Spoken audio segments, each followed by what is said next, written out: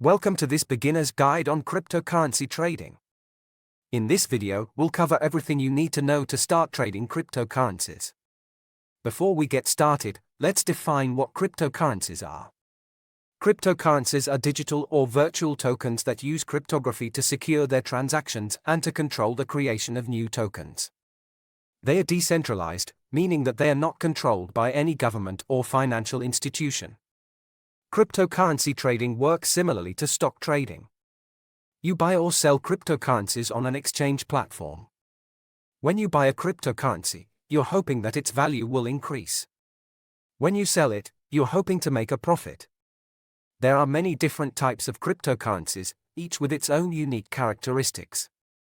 Some of the most popular ones include Bitcoin, Ethereum, Litecoin, and Ripple. Choosing the right cryptocurrency exchange is crucial to your trading success. You'll want to find an exchange that's trustworthy, reputable, and has low fees. Some popular exchanges include Binance, Coinbase, and Kraken.